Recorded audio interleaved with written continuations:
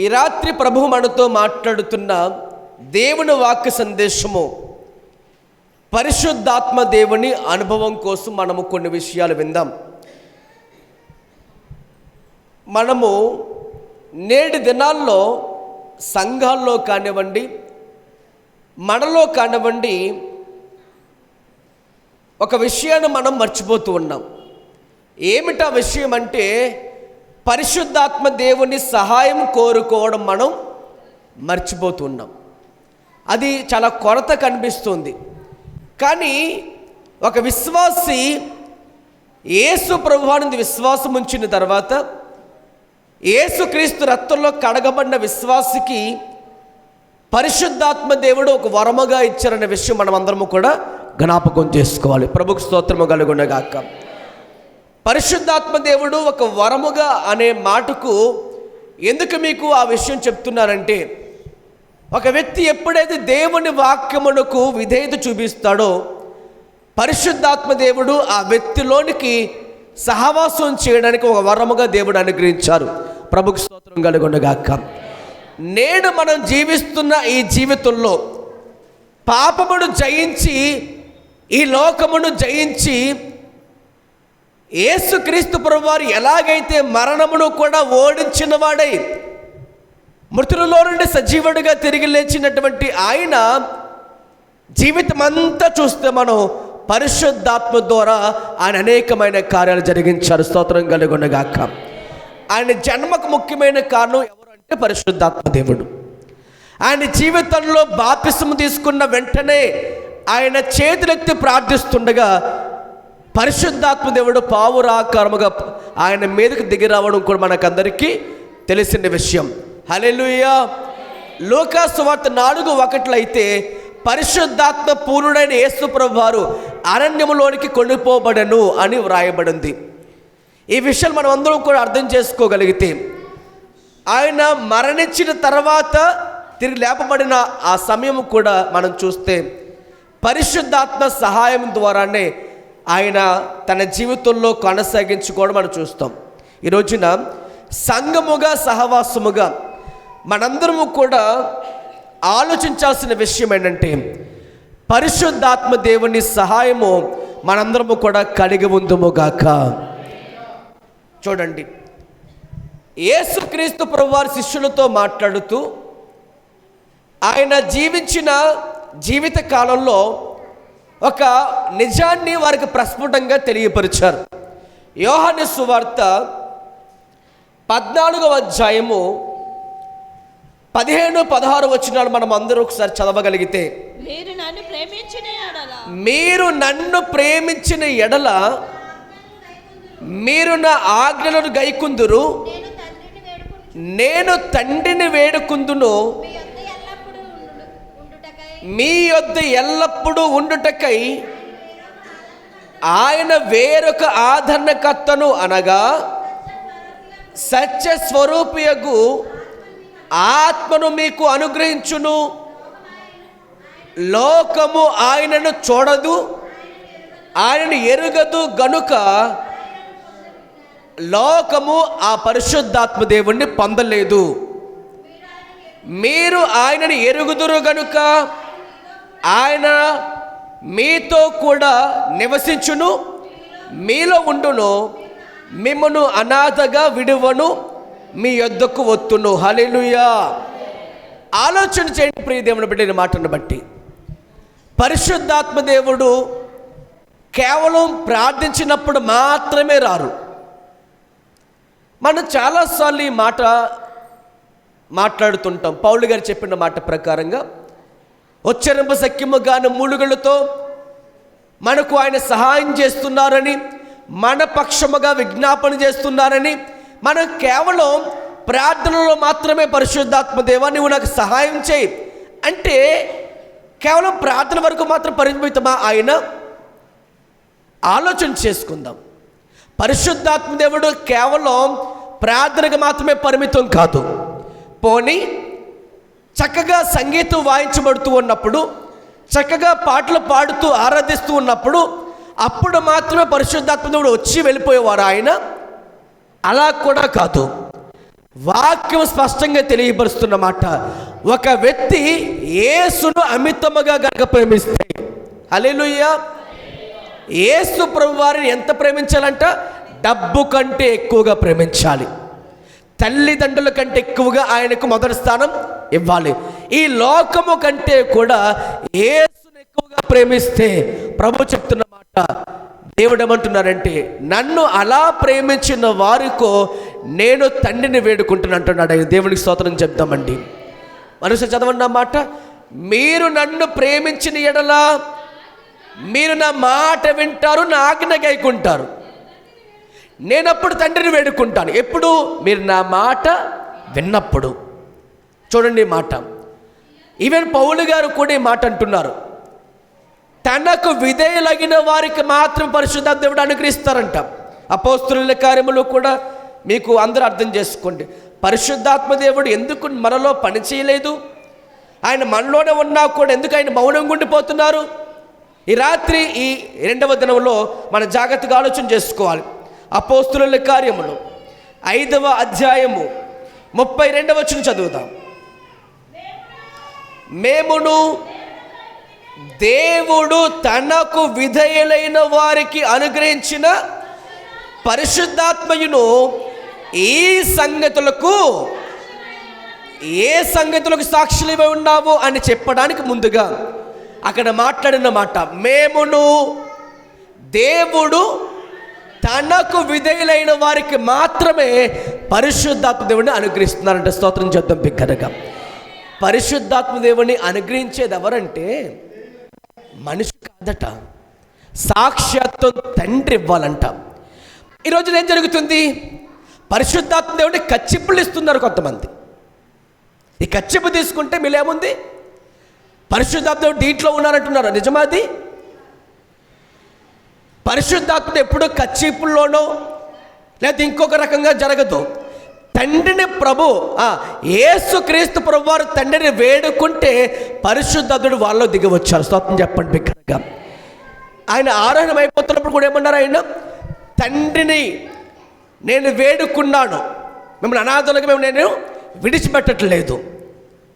తండ్రి మీకు వాగ్దానం చేసిన ప్రకారముగా మీరు కూడి ఉండండి. 10వ రోజున ఏం జరిగింది? వారందరి మీదకు పరిశుద్ధాత్మ దేవుడు దిగి వచ్చారు. అందుకనే పరలోకమందున్న తండ్రినట మనం అడిగినప్పుడు ఆయన తప్పనిసరిగా ఇచ్చే గొప్ప కార్యము పరిశుద్ధాత్ముడు తప్పక నీకు ఇస్తాడంట. స్తోత్రం చెప్పండి బిగ్గరగా. అంటే మీకు అందరికీ అర్థం కావాల్సిన మాట ఏంటి? ఏ సేవకుడు కూడా పరిశుద్ధాత్మను అమ్మలేడు, ఇవ్వలేడు. మరి ఎవరిస్తారు మనకి? సాక్షాత్తు దేవుడు మనకి ఇవ్వాలి. హల్లెలూయా. కచ్చిపుళ్ళు అమ్ముకుంటే వచ్చేది కాదు. గారడీ సిమోను అలాగనుకున్నాడు. ఏమన్నాడు గారడీ సిమోను? అయ్యా, ఈ డబ్బు తీసుకుని నాకు ఆత్మ నాకు వరముగా ఏమన్నాడు. అమ్మితే వచ్చేది కాదు, అది అమ్మడు సరుకు కాదు. పరిశుద్ధాత్ముడు అంటే దేవుడిని మీద విధేయత చూసి ఇస్తాడంట ఆయన. హల్లెలూయా చెప్పండి బిగ్గరగా. ఈ మాట చూడండి, వాక్యంలో చూడండి. నేను చెప్పిన మాట కాకుండా, నేను ఇచ్చిన మాట కాకుండా మీరు చూడండి వాక్యంలో ఏమని రాయబడింది అంటే, అందరూ చూడండి. లూకాసు సువార్త 11వ అధ్యాయం, లూకాసు సువార్త 11వ అధ్యాయం 13 చదవండి. లూకాసు సువార్త 11:13. పరలోకమందున్న మీ తండ్రి తనను అడుగువారికి పరిశుద్ధాత్మను ఎంతో నిశ్చయముగా, ఎంతో ఖచ్చితంగా, ఎంతో కంపల్సరీగా ఇచ్చేది ఏంటంటే స్వస్థత కాదట, పరిశుద్ధాత్మ దేవుడికి ఇస్తాడంట. విషయం చెప్పనా?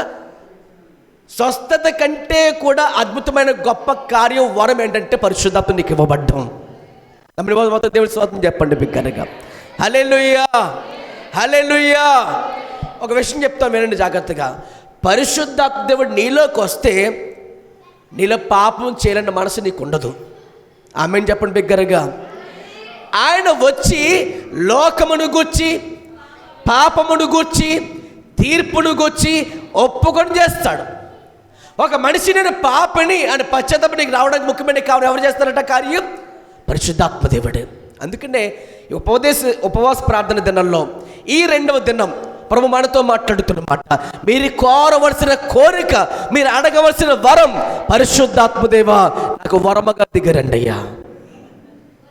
నువ్వు రక్షణ పొందుకున్నావు, బాప్తిసం తీసుకున్నావు, కానీ పరిశుద్ధాత్మ అంటే తెలియకపోతే, పరిశుద్ధాత్మ అంటే ఎరగకపోతే, నీ నమ్మకంలో, నీ భక్తిలో ఆయన గనక సహాయం కానీ చేయకపోతే, నీ భక్తి అంతా ఏమైపోతున్నప్పుడు వ్యర్థమైపోతున్నట్టు. అందుకనే ప్రభు చెప్తున్న మాట, నువ్వు ఎంతో నిత్యముగా పొందుకునే గొప్ప వరం ఏమిటంటే పరిశుద్ధాత్మను వరంగా పొందుకుంటావు.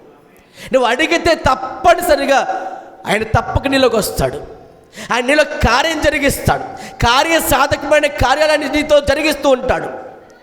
అడుగు వాటికంటేనూ ఊహించే వాటికంటేనూ కూడా మెన్నైన కార్యం చేస్తాడు. ఎప్పుడు జరుగుతుందా కార్యం అంటే నీవు ఆయన పరిపూర్ణముగా నమ్మినప్పుడు. అందరూ బిగ్గరగా స్తోత్రం చేద్దామండి, హల్లెలూయా.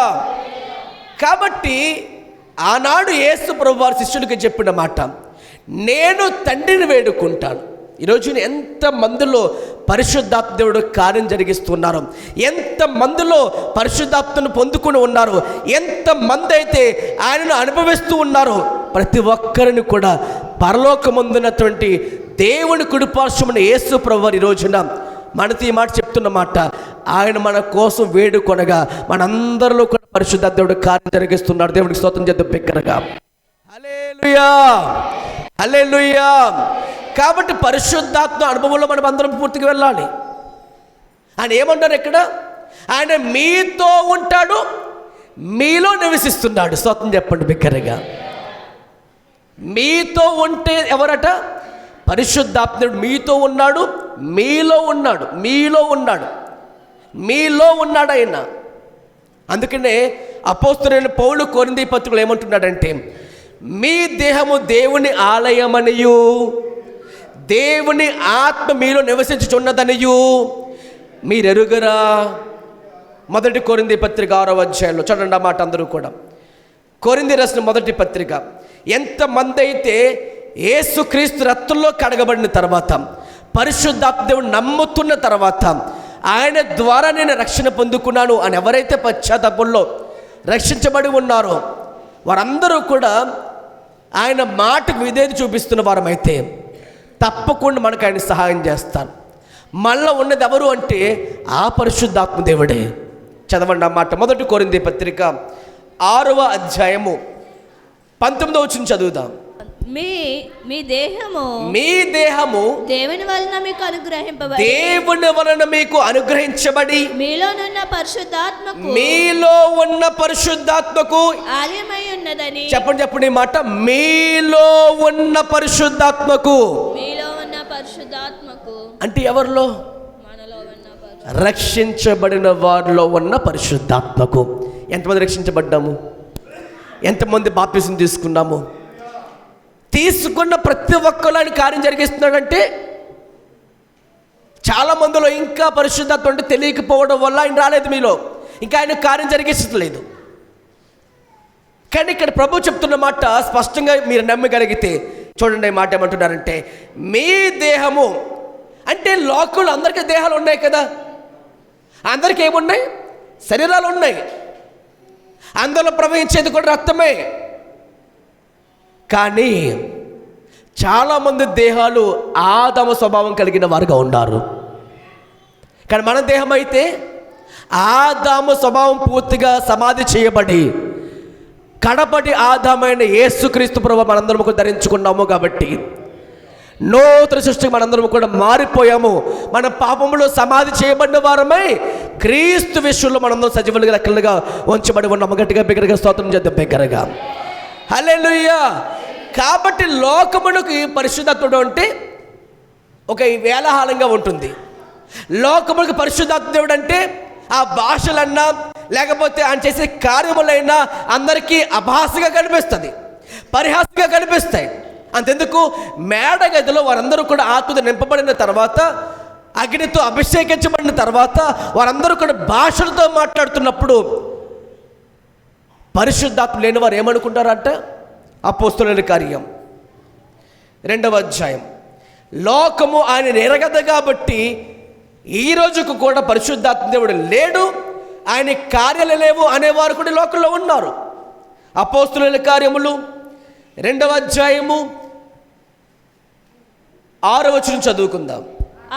ఈ శబ్దము కలుగగా జనులు గుంపులుగా కూడా వచ్చి ప్రతి మనుషుడును తన స్వభాషతో మాట్లాడుచు విని కలవరపడిరి.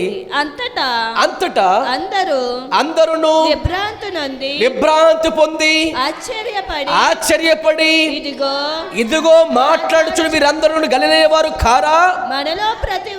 మనలో ప్రతివాడును తాను పుట్టిన దేశ భాషతో వీరు మాట్లాడుచు మనం వినుచున్నామేమి? ఇదేమి? చాలండి, అక్కడి నుంచి మీరు 13 చదవండి. కొందరైతే వీరు కొత్త మద్యముతో నిండి ఉన్నారని ఎందుకు అపహాసం చేశారు? కొందరైతే ఆ పెంతెకోస్తు రోజున దిగి వచ్చినటువంటి ఆత్మతో మాట్లాడుతున్న అందరితో కూడా ఆ మాటలు వినబడుతుండగా, ఆ భాషలో మాట్లాడుతుండగా అందరూ అనుకుంటూ ఉన్నారు. వేరే వేరే ప్రాంతాలు వచ్చిన అందరూ కూడా, ఉదాహరణగా అనుకుందాం, తమిళనాడు, లేకపోతే కర్ణాటక, లేకపోతే తెలుగు వాళ్ళు, లేకపోతే బీహార్ వాళ్ళు, వేరే వేరే ప్రాంతాలు వచ్చిన అందరూ కూడా అనుకుంది. ఒకసారి ఉదాహరణకు అనుకోండి, మన భాష తమిళవాడు మాట్లాడుతున్నాడు అనుకోండి, మనం ఎలా ఉంటప్పుడు కొత్తగా వచ్చిన విశ్వాసికి మన భాష మాట్లాడుతున్నాడు, భాషలతో మాట్లాడుతున్నప్పుడు ఆ భాష నీకు అర్థమైనప్పుడు నీకేమర్థమవుతుంది? దేవుడు ఉన్నాడు అని అర్థమవుతుంది. స్తోత్రం చేద్దాం బిగ్గరగా. అసలు ఏమాత్రము కూడా వేలముద్ర వేస్తే మనిషి కూడా ఇంగ్లీష్లో మాట్లాడుతున్న అర్థం ఏంటి? దేవుడు ఆ వ్యక్తితో మాట్లాడుతున్న వాడికి అర్థమైపోతుంది. హల్లెలూయా. అంటే భాషలు అనేవి ఎందుకోసం అంటే దేవుడు ఉన్నాడు అని రుజువు కోసం, సూచనకు దేవుడు అనుగ్రహించిన గొప్ప వరం అది. హల్లెలూయా. ఎలాగ ప్రతి ఒక్కరు కూడా వారి వారి భాషలతో, వేరే ప్రాంత వారి భాషలతో మాట్లాడుచుండగా వారందరూ కూడా దేవుడు ఉన్నాడని గ్రహించుకున్నారు. కొందరైతే కొత్త మద్యం తీసుకుని వీరు ఉన్నారు పొద్దున్నే అని అపహాసం చేశారట. అంటే మీకు అర్థమైందా? పరిశుద్ధాత్మ వరం పొందుకున్న వారు ఎలా ఉంటున్నారు, పరిశుద్ధాత్మ దేవుడు ఉన్నవారు ఎలా ప్రవర్తిస్తున్నారు, వారి భాష అయినా, వారి తీరైనా, వారి మాట అయినా, వారి ఆలోచన అయినా, వారి జీవిత విధానమైనా సరే లోకమునికి పూర్తిగా వేరుగా ఉంటుంది. పరిశుద్ధాత్మ వరం లేని వారు ఎవరు ఎలా ఉంటుంటారంటే ఎక్కడ వేసిన గొంగల వారుగా ఉంటూనే ఉంటారు. మందిరాలకు వస్తూ ఉంటారు, ప్రార్థన చేస్తూ ఉంటారు, భక్తి చేస్తూ ఉంటారు, కానీ భక్తిలో మార్పు ఉండదు, జీవితంలో మార్పు ఉండదు, మాటల్లో మార్పు ఉండదు. కారణం ఏమిటంటే వారు ఎలా ఉన్నారు? ఆత్మను పొందిన వారుగా వారు లేరు. కాబట్టి అందుకు ప్రభు చెప్పారు, లోకము వారిని ఎరగదు, ఎందుకంటే పరిశుద్ధాత్మ అందరిలో కూడా లేరు. మరి మీరైతే దాని తండ్రిని వేడుకున్నాడు, ఆయన ఎల్లప్పుడూ మీతో ఉన్నాడు, మీలో నివసిస్తూ ఉన్నాడు. హల్లెలూయా. కాబట్టి ఎంతమంది అయితే యేసు ప్రభువుని విశ్వాసం ఉంచి ఆ నత్తల్లో కడగబడి బాప్తిసం తీసుకున్న వారుగా ఉండి ఆ పాప విడి జీవితం అంతా కూడా విడిచిపెట్టుకున్న వారమైతే తప్పకుండా ఆయన మాట వినబడుతున్నప్పుడు, ఆయన స్వరాలు లోబడుతున్నప్పుడు చక్కగా ఆయన వేసిన మాదిరి కడిగిన అడుగుల్లో నీవును అడుగులు వేస్తున్నప్పుడు తప్పనిసరిగా నీకు ఆయన కార్యం చేయడం చూస్తూ ఉంటావు. తప్పకుండా జీవితంలో ఆయన మార్పు కలిగించడం చూస్తూ ఉంటావు. హల్లెలూయా. బిగ్గరగా చెప్పండి, బిగ్గరగా హల్లెలూయా. కాబట్టి ఆ పరిశుద్ధాత్మ దేవుడు దేహములో ఒక ఆలయముగా, నీ దేహం ఇప్పుడు ఎలా మారింది? ఇప్పుడు దేవుని చేత కడగబడిన దేహం అనగా నువ్వు నీటి మూలముగాను ఆత్మ మూలముగా జన్మించిన వాడువు కనుక ఇప్పుడు నీళ్ళు ఎవరున్నది? ఎవరట? నీలో ఉన్నది పరిశుద్ధాత్మ దేవుడు. హల్లెలూయా. ఇప్పుడు ఆ ఆలయమునకు పరిశుద్ధాత్ముడికి ఏమై ఉన్నావట? ఒక ఆలయముగా నీ దేహం ఉంది. ఆ నీలో ఉన్నాడు, నీతో ఉన్నాడు, నీతో నివసిస్తూ ఉన్నాడు ఆయన, నీతో కదలాడుతూ ఉన్నాడు ఆయన, నీతో మాట్లాడుతున్నాడు ఆయన, నువ్వు ప్రార్థిస్తుంటుండగా ఆ నీ లోపల సహాయం చేస్తున్నాడు ఆయన. అందుకనే నువ్వు ఏం ప్రార్థన చెయ్యాలో కూడా తెలియపరిచేది మాత్రం పరిశుద్ధాత్మ దేవుడు మాత్రమే. నువ్వు ఎవరి కోసం ప్రార్థన చేయాలి, ఏం ప్రార్థన చేయాలి, ఏం మాట్లాడాలి, ఇదంతా కూడా ఎవరు తెలియపరుస్తారు నీకు? ఈ రాత్రి నేను మాట్లాడుతున్న మాట కూడా దేవుడు నాకు ఇప్పటికిప్పుడు ఇచ్చిన మాటే. నేను ఎన్నో ప్రిపేర్ అయ్యాను, మైండ్లో ఉన్నాయి. కానీ ప్రభు చెప్పిన మాట పరిశుద్ధాత్మ దేవుడు సంగమునకు ఇంకా అనుభవంగా తెలియపరచబడాలి. హల్లెలూయా, హల్లెలూయా. కాబట్టి నీలో ఉన్న పరిశుద్ధాత్మ దేవునికి నువ్వు ఎంత అవకాశం ఇస్తున్నావు, వానికి ఎంత నీకు అప్పగించుకుంటున్నావు అని చెప్తున్నారు కదా. తనకు విధేయులైన వారికి, ఎవరికి? దేవునికి విధేయులైన వారికి మాత్రమే అనుగ్రహించిన గొప్ప వరం పరిశుద్ధాత్మ దేవుడు. అందరూ బిగ్గరగా స్తోత్రం చేద్దాం, బిగ్గరగా హల్లెలూయా. కాబట్టి మీకు అందరికీ కూడా దేవుని పేరట నేను తెలియపరుస్తున్న మాట ఏంటంటే, మీరందరూ కూడా నూతన సృష్టిగా మారారు. తండ్రి చేత మన అందరం ఈ లోకంలో సృష్టించబడ్డాం. కుమారుని చేత సృష్టించబడినటువంటి ఈ సమస్తము కూడా ఏ రోజైతే మనం అందరం ఈ లోకంలో పాపములుగా ఆదాము మొదలుకొని ఇప్పటి వరకు పాపం చేస్తూ ఆయన ఒకరి కిందకు వచ్చి ఉన్నామో, యేసు అనే రక్షకుడి ద్వారా ఆయన రక్తంలో కడగబడిన వారముగా మనందరము కూడా ఈ లోకంలో నూతన సృష్టిగా మారిపోయి ఉన్నాం. హల్లెలూయా. ఇప్పుడు మారిన ప్రతి విశ్వాసును కూడా పరలోకములకు చేర్చేది ఎవరంటే పరిశుద్ధాత్మ దేవుడి సహాయం ద్వారానే అక్కడికి చేర్చబడతాం. దేవుడికి స్తోత్రం కలుగునగాక. అంటే తండ్రి సృష్టించినటువంటి సృష్టిని కుమారుడైన యేసు ప్రభు వారు దాన్ని ఎలాగైతే భుజాలపై మోసుకుని తీసుకువెళ్ళి రక్షణకు నడిపించారో, పరిశుద్ధాత్మ దేవుడు ఇప్పుడు మనందరినీ కూడా సర్వసత్యములోనికి నడిపిస్తున్నాడు. దేవుడికి స్తోత్రం కలుగునగాక. హల్లెలూయా, హల్లెలూయా. కాబట్టి నా వాటిలోనిదే ఆయన బోధిస్తాడు. యేసు ఏమన్నారు? వెళుతూ వెళుతూ ఆయన నాలో నుంచే తీసుకొని బోధిస్తూ ఉంటాడు. అంటే నా బోధన ఆయన తెలియపరుస్తాడు. కాబట్టి యేసు ఆత్మ పరిశుద్ధాత్మ దేవుడు మనలో ఉంటే మనం ఏమవుతున్నామంటే మొట్టమొదటికి మనందరం కూడా ఆలోచించాల్సిన మొట్టమొదటి మాట చూడండి, పరిశుద్ధ లేఖనంలో నుంచి మీకు చూపిస్తున్నాను. చూడండి, పరిశుద్ధ లేఖనంలో ఎప్పుడైతే మనమందరము కూడా పరిశుద్ధాత్ముడు వరముగా పొందుకున్నామో మనము ఏమవుతున్నామో, నెంబర్ 1 నూతన సృష్టిగా మారుతున్నాం. చెప్పండి మాట అందరూ ఒకసారి, నూతన సృష్టిగా మారి ఉన్నాం. హల్లెలూయా, హల్లెలూయా. చూడండి, మీకు నేను ఆ వచనం చూపిస్తున్నాను. పరిశుద్ధ లేఖనంలో ఒక వచనం చూడండి. 2వ కొరింథీ పత్రిక 3:18 చదవండి. 2వ కొరింథీ పత్రిక 3:18. మనమందరమును ముసుగులేని ముఖముతో ప్రభువు యొక్క మహిమను అద్దము వలె ప్రతిఫలింప చేయొచ్చు. మహిమ నుండి అధిక మహిమకు పొందొచ్చు. ప్రభువగు ఆత్మ చేత ఆ పోలికలోకే మార్చబడుతున్నాం. దేవుని స్తోత్రం కలుగునగాక. ఎవరి చేత మార్చబడుతున్న ఆ పోలికలోకి, ఎవరికి పోలికలుగా మార్చబడుతున్నాం? మనమందరముని యేసు క్రీస్తు ప్రభువారి పోలికలోకి మనం మార్చబడుతున్నాం. ఏమంటే ఆలోచన చేశారు ఎప్పుడైనా? పరిశుద్ధాత్మ దేవుడు మనందరినీ కూడా ఒక నూతనమైన పోలికలోకి మారుస్తున్నారంట. ఎవరి పోలికలోకి? సాక్షాత్తు యేసు ప్రభువారి పోలికల్లోకి.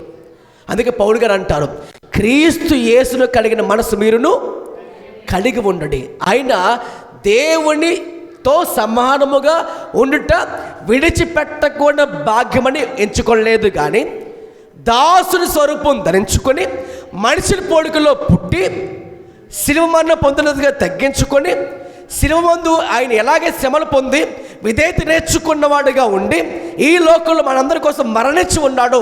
ఆయన అన్ని నామముల కన్నా పైనామముగా ఎంచబడ్డాడు. దేవుడికి స్తోత్రం కలుగునగాక. ఈ లోకంలో మనిషికి తత్వం ఎలాంటిదంటే కింద స్థాయి నుంచి పై స్థాయికి వెళ్ళాలనే కోరుకుంటాడు. కానీ దేవుడు అలా కాదు. దేవుడు మన కోసము ఆ పై స్థాయి నుంచి కింద స్థాయి దిగి వచ్చాడు.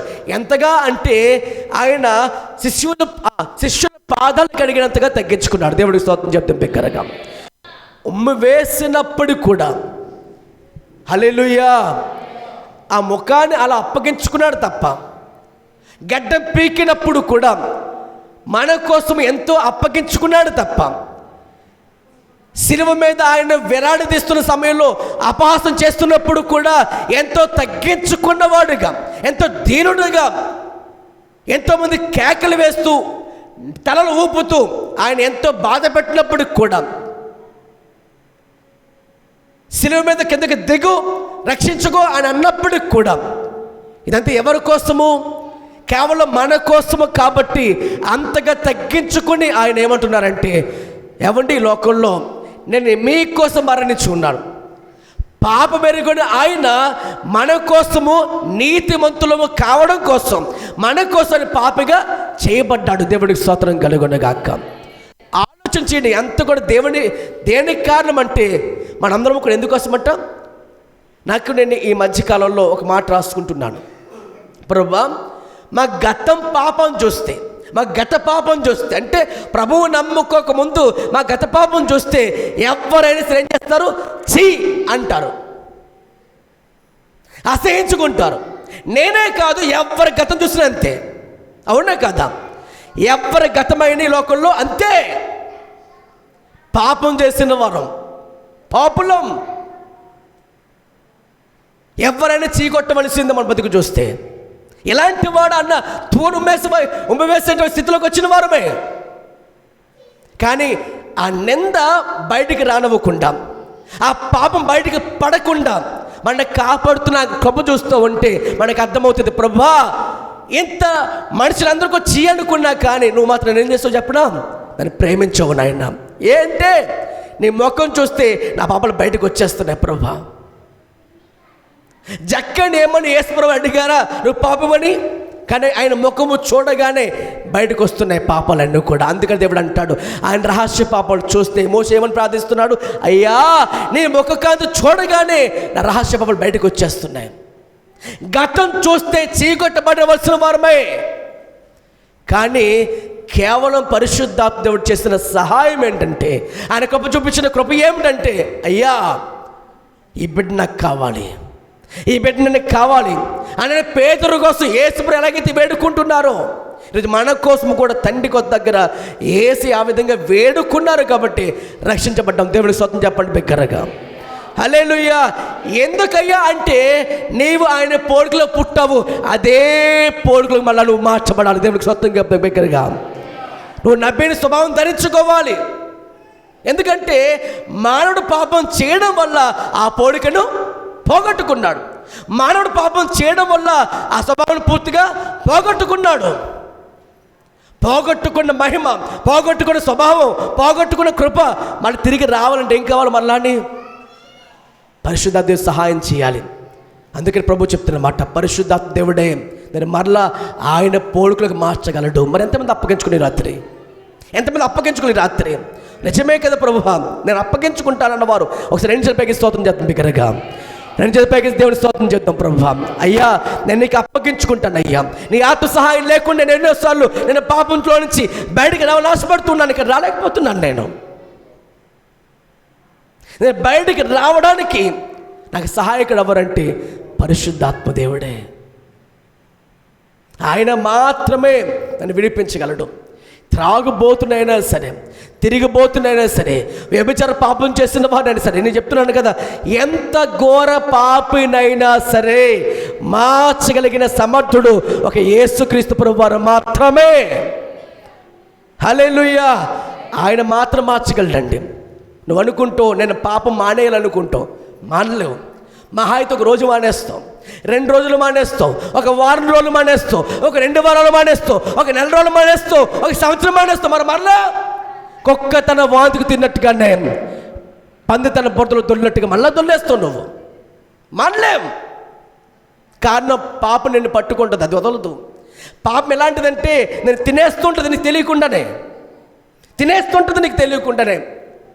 ఎంతవరకు వెళ్ళిపోతావంటే ఇక నీ జీవితంలో యేసు ప్రభువాన్ని కూడా సిలువ వేసి చంపేందుకు మళ్ళీ నువ్వు మారిపోతూ ఉంటావు. గాయం చేసేస్తూ ఉంటావు నీకు తెలియకుండానే, గాయపరిచేస్తూ ఉంటావు నీకు తెలియకుండానే, ఆయన పొడి చేస్తుంటావు నీకు తెలియకుండానే, మళ్ళీ మొలకెట్టి పెట్టేస్తుంటే తెలియకుండానే, పక్కన పొడుస్తూ నీకు తెలియకుండానే. కానీ ఆయన పక్కన బాధపడుతున్నాడు, బాధ నీకు తెలియదు. ఎందుకంటే నీ హృదయం పూత ఏమైపోయినట్టు రాతిగా మారిపోయింది, బండగా మారిపోయింది, కఠినముగా మారిపోయింది. కేవలం కారణం ఎందుకోసం అంటే పాపం ఏం చేస్తుందంటే అలా బంధించేసింది. మరి పాపంలో బయటకు ఎలా రావగలం? అపోస్తలుడైన పౌలు గారు బాధపడతాడు, అయ్యా, నా యందు అనగా నా శరీరమందు ఏదో ఒక నియమం పనిచేస్తోంది. అది ఏం చేస్తుందట? పూర్తిగా బంధిస్తుంది. నేను పాపం చేయకూడదు అనుకుంటున్నా, మంచి చేయాలనుకుంటున్నా, కానీ చేయలేకపోతున్నాడు. మరి ఎలా చేయాలి ప్రభు, ఏం చేయాలి ప్రభు అని ఏడుస్తూ ఉంటే అప్పుడు పౌలు గారికి దేవుడు పలిచిన మాట, క్రీస్తు యేసునందు ఏ శిక్ష విధి నీకు లేదు, క్రీస్తు యొక్క జీవము నన్ను విడిపించాలని గట్టిగా చప్పడికొస్తే హల్లెలూయా. పరిశుద్ధాత్మ దేవుడే మనల్ని విడిపిస్తాడు. ఎంత బంధకమైనా సరే విడిపించగలడు. హల్లెలూయా చెప్పండి బిగ్గరగా అందరూ కూడా హల్లెలూయా. కాబట్టి మొట్టమొదటి మాట, ఆయన పోలికలో మనం మారాలంటే ఎవరు కావాలి? మనకి పరిశుద్ధాత్మ దేవుని సహాయము కావాలి. మరి ఆయన ఎక్కడున్నారు? పాటలు పాడితే వస్తారా? ప్రార్థన చేస్తే వస్తారా? వాక్యం చెబితే వస్తారా? మరి ఎలా వస్తున్నాడు ఆయన? నీలో ఉన్నాడు ఆయన. నువ్వు ఇదేది చూపిస్తే నీతో పనిచేస్తున్నాడు ఆయన. నీ అంతరంగంలో ఉన్నది ఆయనే, నీ ఆంతర్య పురుషుడు కూడా ఆయనే. అందుకే పౌలు గారు ఏమంటారంటే, నా బాహ్య పురుషుడు కృషించబోయినాను, నా ఆంతర్య పురుషుడు దినదినము నూతనపరచబడుతున్నాడు. గట్టిగా చెప్పడం స్తోత్రాలు చేద్దాం బిగ్గరగా హల్లెలూయా. కాబట్టి నీలో ఉన్న ఆత్మను ఏం చేసుకోవాలంటే అప్పగించుకొని నేర్చుకో, అప్పగించుకో, పూర్తిగా అప్పగించేసుకో. చూడండి రోమాపత్రిక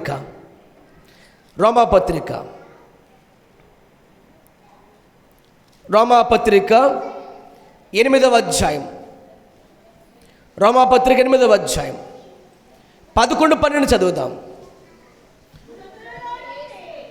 మృతులలో నుండి యేసును లేపిన వాని ఆత్మ మీలో నివసించిన ఎడల, మృతులలో నుండి క్రీస్తు యేసును లేపిన వాడు చావునకు లోనైన మీ శరీరమును కూడా మీలో నివసించుచున్న తన ఆత్మ ద్వారా జీవింపజేస్తాడు. గట్టిగా చెప్పడం కూడా స్తోత్రాలు చెబుతాం.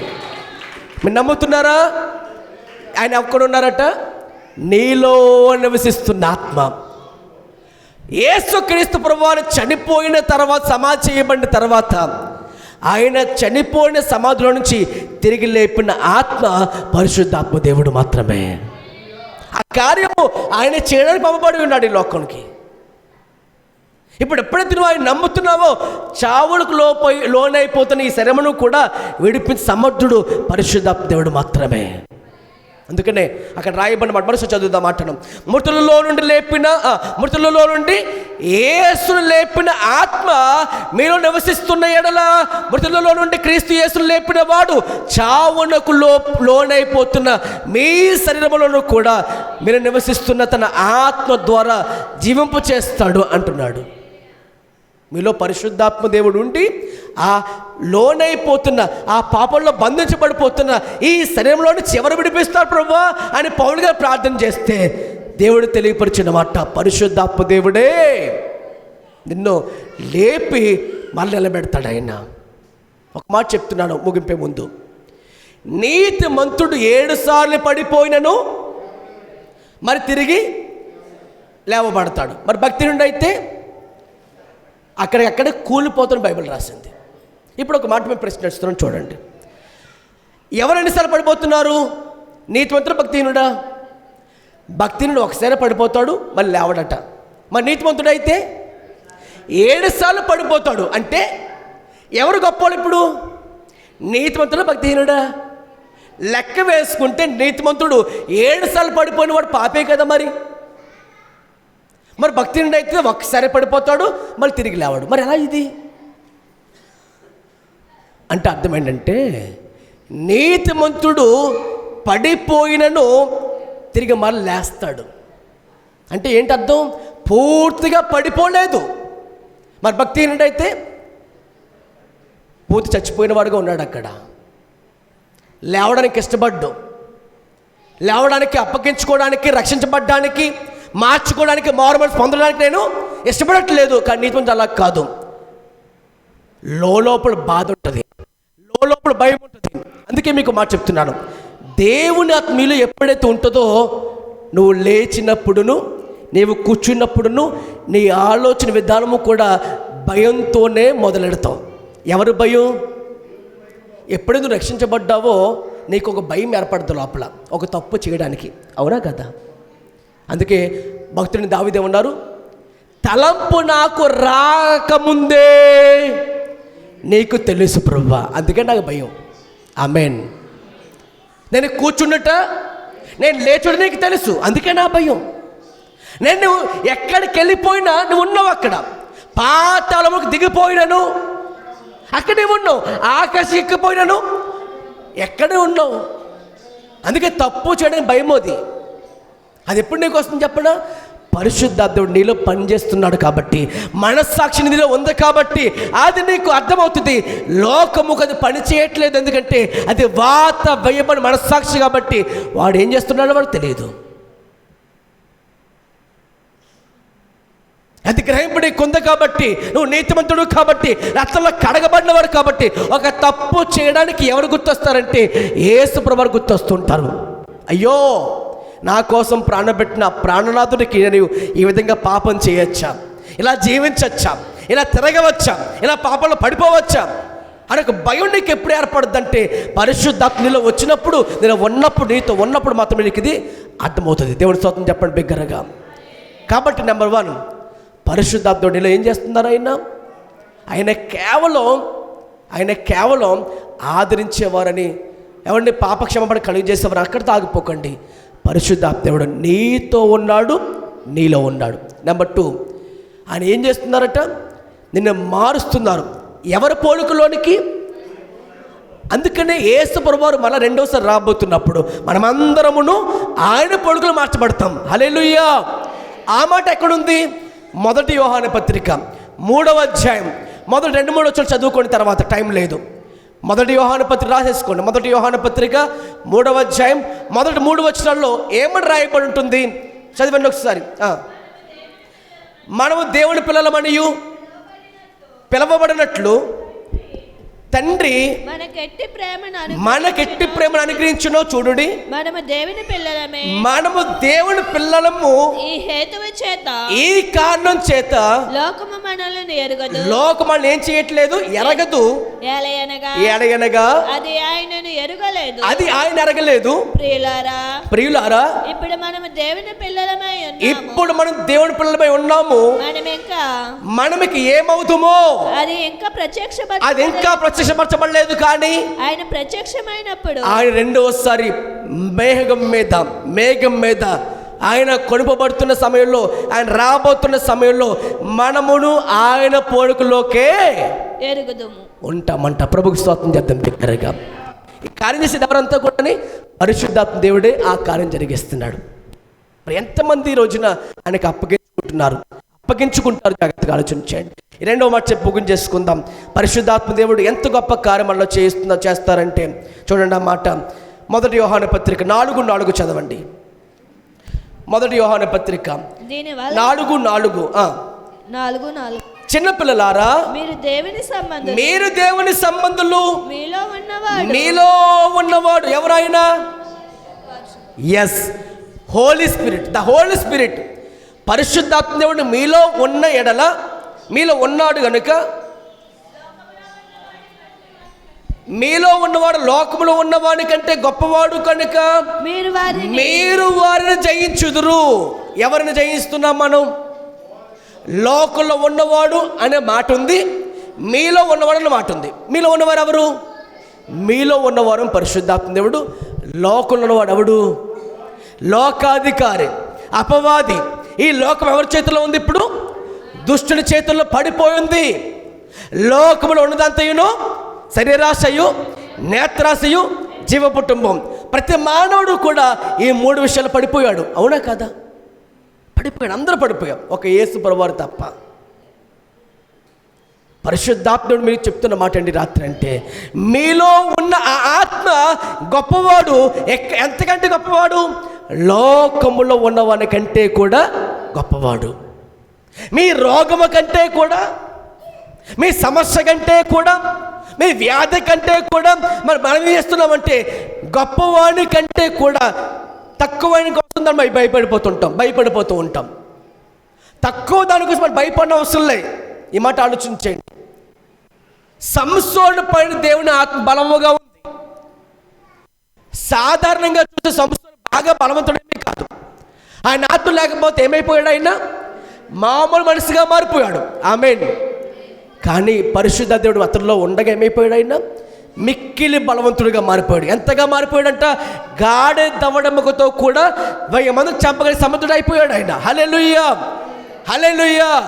ఒక సింహమును కూడా మేకపరిచేటట్టుగా ఆయన చీల్చేశాడంట. అంత బలం ఎలా వచ్చింది ఆయనకి? మీలో ఉన్నవాడు లోకంలో వాడి కంటే కూడా గొప్పవాడు.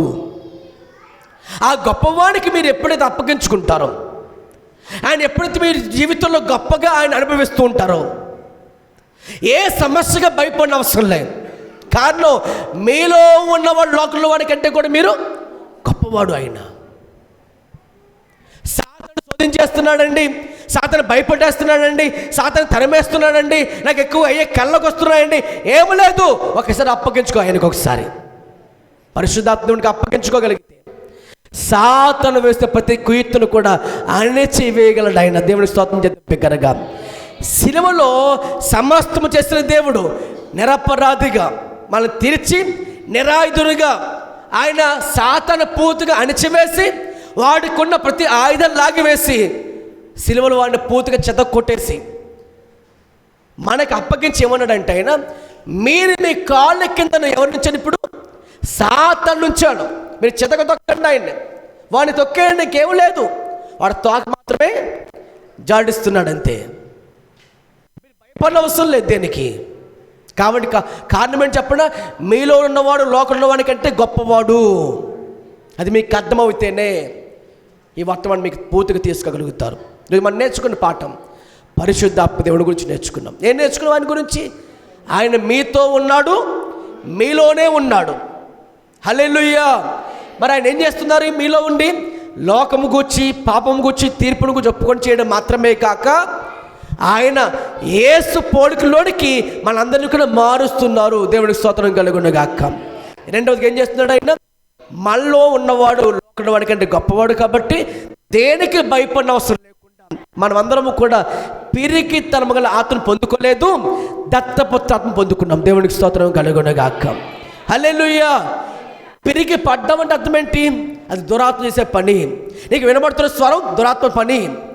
దేవుని ఆత్మ అయితే, దేవుని స్వరం అయితే నువ్వు బలహీన కాలేవు.